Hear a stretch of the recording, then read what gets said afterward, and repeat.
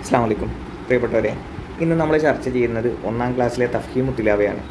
പലരും ആവശ്യപ്പെട്ടതിൻ്റെ അടിസ്ഥാനത്തിലാണ് നമ്മൾ തഫ്ഹീമു തിലാവ നമ്മൾ തുടങ്ങുന്നത്. അപ്പോൾ 1-ാം ക്ലാസ് എന്ന് പറയുന്നത് വലിയ ഒരു കാലഘട്ടമാണ്. ചെറിയ പാഠങ്ങളാണ് പഠിക്കാനുള്ളതെങ്കിൽ കൂടി വലിയൊരു കാലഘട്ടമാണ്. ഒരുപാട് കാര്യങ്ങൾ പഠിക്കാനുണ്ട്. കുട്ടികളെ സംബന്ധിച്ച് 4-5 വയസ്സിൽ അവർ മദ്രസയിലേക്ക് ആദ്യമായി വരികയാണ്. ഒരു പക്ഷേ സ്കൂളിലേക്ക് പോകുന്നതിന് മുൻപ് തന്നെ മദ്രസയിലേക്ക് വരുന്ന കുട്ടികളുണ്ടാകും. അപ്പോൾ ഇവരെ സംബന്ധിച്ച് അക്ഷരങ്ങൾ എഴുതുക, അക്ഷരങ്ങൾ വായിച്ച് പഠിക്കുക, അതേപോലെ കൈകൊണ്ട് അവർക്ക് കൃത്യമായ ആംഗിളിൽ എഴുതാൻ സാധിക്കുക എന്നൊക്കെയുള്ള കാര്യങ്ങൾ ചില സമയങ്ങളിൽ വളരെ ടഫായി മാറാറുണ്ട്. അല്ലെങ്കിൽ ചില സമയങ്ങളിൽ അക്ഷരങ്ങളെ പേടി തോന്നാറുണ്ട്. അങ്ങനെ കുട്ടികളെ സംബന്ധിച്ച് പല രീതിയിലും നമ്മൾ കാണപ്പെടാറുണ്ട്. അപ്പോൾ അത്തരം കാര്യങ്ങളൊക്കെ സ്കിപ്പ് ചെയ്യാനും അത്തരം കാര്യങ്ങളിൽ നിന്ന് കുട്ടികളെ കുറച്ചും കൂടെ ഫ്രീ ആക്കാൻ വേണ്ടിയിട്ട് സമസ്ത ഈ പ്രാവശ്യം മുതൽ ടെക്സ്റ്റ് ബുക്കുകൾ അതേപോലെ പാഠഭാഗങ്ങളൊക്കെ കുറച്ച് ലഘൂകരിച്ച് കളർഫുള്ളാക്കി മാറ്റിയിട്ടുണ്ട് എന്നുള്ളതാണ് വലിയൊരു കാര്യം. അതേപോലെ ഓൺലൈനായിട്ട് QR കോഡുകൾ ഉപയോഗിച്ച് കേട്ട് പഠിക്കാനും എഴുതി പഠിക്കാനുള്ള സംവിധാനങ്ങൾ ടെക്സ്റ്റ് ബുക്കിൽ തന്നെ ഉൾപ്പെടുത്തിയിട്ടുണ്ട് എന്നുള്ളത് മറ്റൊരു കാര്യം കൂടിയാണ്. അപ്പോൾ നമുക്ക് പെട്ടെന്ന് പാഠഭാഗങ്ങൾ നോക്കാം. മൊത്തം 20 പാഠമാണ് അവർക്ക് പഠിക്കാനുള്ളത്. ആ 20 പാഠവും ഇവിടെയുണ്ട്.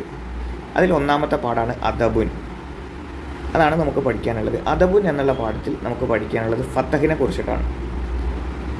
അറബിയിൽ 3 ഹർക്കത്തുകളാണ് പ്രധാനമായിട്ടുള്ളത്. ഒന്ന് ഫത്തഹാണ്, രണ്ടാമത്തേത് കിസറാണ്, മൂന്നാമത്തേത് ലമ്മ്. സുക്കൂനെ നമുക്ക് വേണമെങ്കിൽ നമുക്ക് അത് കൂടെ കൂട്ടി 4ആയിട്ട് പറയാം. അപ്പോൾ മുകളിലിട്ടാൽ ഫത്തഹാണ്, താഴെയിട്ടാൽ കെസറാണ്, ചുരുട്ടിയിട്ടാൽ ലമ്മാണ്, ഒരു 0 വരച്ചാൽ അത് സുക്കൂനാണ്. ഓക്കെ, അപ്പോൾ അദബുൻ എന്നുള്ള പാഠത്തിൽ നമുക്ക് അതാണ് പഠിക്കാനുള്ളത്. പിന്നീട് ഇവിടെ കാണാൻ സാധിക്കും, നമുക്ക് അദബുൻ എന്ന് പറയുമ്പോൾ നമുക്ക് ആദ്യം അലിഫാണ് എഴുതി പഠിക്കേണ്ടത്. അപ്പോൾ എങ്ങനെയാണ് അലിഫ് എഴുതുക എന്നുള്ളതാണ്. ഒരു വര വരച്ചാൽ അലിഫാകുമോ, അല്ലെങ്കിൽ അത് വേറെ എന്തെങ്കിലും രീതിയിൽ വരയ്ക്കണോ, അങ്ങനെയൊക്കെ തുടങ്ങിയ കുറേ സംശയങ്ങളുണ്ടാവും.